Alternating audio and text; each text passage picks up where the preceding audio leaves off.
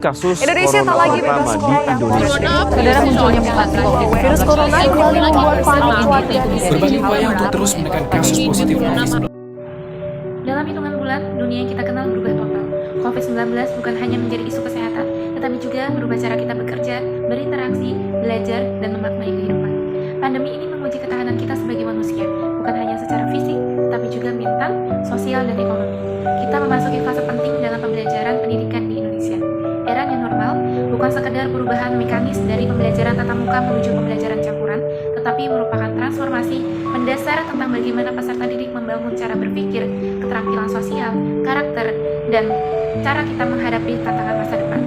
Mata pelajaran ilmu pengetahuan sosial memiliki potensi strategis dalam proses ini. Melalui IPS, peserta didik diajar memahami realitas kehidupan, sosial, ekonomi, budaya, serta dinamika kehidupan manusia dalam ruang dan waktu. Di tengah perubahan global yang semakin cepat, pembelajaran IPS tidak hanya berfokus pada pengetahuan faktual, tetapi juga pada pengetahuan literasi digital, kemampuan berpikir kritis, empati sosial, dan kemampuan beradaptasi. Transformasi ini menjadi sangat penting untuk mewujudkan sumber daya manusia unggul Indonesia tahun 2045, yaitu generasi yang cerdas, berkarakter, berdaya saing global, namun tetap berpijak pada nilai-nilai kebangsaan.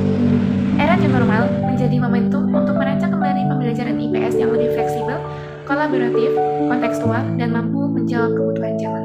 Melalui presentasi ini, kita akan membahas bagaimana pembelajaran IPS dapat dirancang secara inovatif di era new normal, serta bagaimana peran strategisnya dalam mempersiapkan generasi emas Indonesia tahun 2045. Perkenalkan, saya Habibah Husnatimah dengan NPM 252303106, merupakan mahasiswa Magister Pendidikan IPS di Universitas Lampung. Kita akan membahas tentang pembelajaran IPS di era new normal dikaitkan dengan pembentukan SDM unggul Indonesia tahun 2045. Untuk itu, kita harus mengetahui apa tujuan dari pembelajaran IPS. Yang pertama, untuk meningkatkan kepekaan siswa terhadap permasalahan yang ada di lingkungan sekitar. Yang kedua, keterampilan dalam menyelesaikan masalah sosial. Yang ketiga, memiliki mental positif dalam menghadapi kesenjangan sosial. Bagaimanakah pembelajaran IPS dilakukan pada era new normal?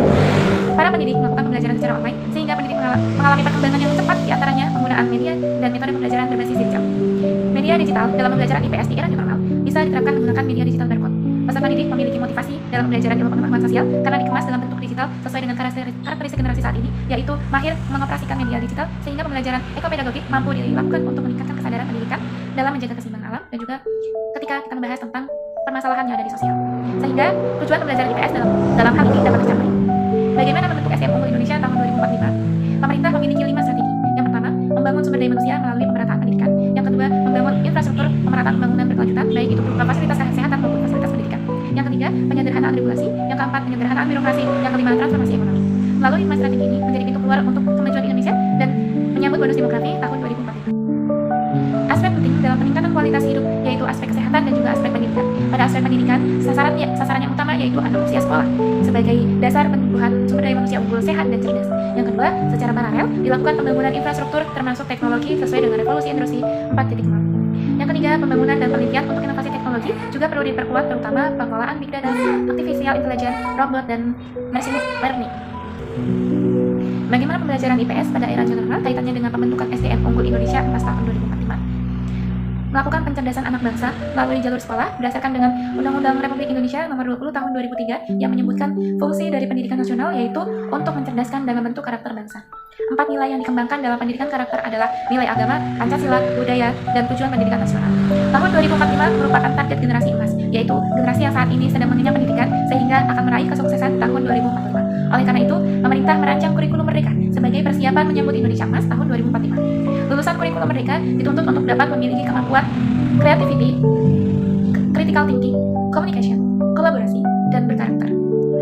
Setelah pembaruan dan perbaikan pada kurikulum, guru profesional memiliki tugas yaitu membuat pembelajaran yang bermutu, pembelajaran yang bermanfaat untuk lulusan, pembelajaran yang relevan dengan dunia kerja.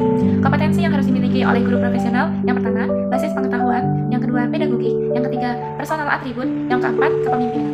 Di samping itu, guru profesional harus terintegrasi dan memiliki kemampuan kolaborasi, teknologi, komunikasi, dan evaluasi, sehingga dapat disimpulkan bahwa pendidikan karakter penting untuk peserta didik dalam pengembangan nilai, Pancasila, budaya, dan tujuan pendidikan nasional. Mungkin sekian presentasi yang dapat saya sampaikan. Terima kasih. Assalamualaikum warahmatullahi wabarakatuh.